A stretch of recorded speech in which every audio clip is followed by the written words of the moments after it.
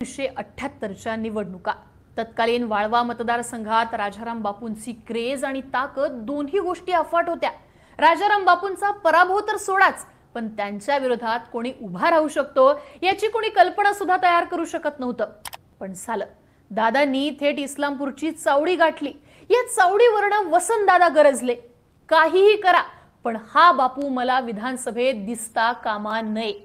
मतदारसंघात बापूंना पाडायचंच हे शिवधनुष्य मुख्यमंत्री असणाऱ्या वसंतदादांनी स्वीकारलं, प्रयत्नांची पराकाष्ठा केली, आपली सगळी पुण्याई दादांनी पणाला लावली आणि तब्बल 15,000 मतांनी राजाराम बापूंचा त्यांच्यात मतदारसंघात दादांनी पराभव करून दाखवला।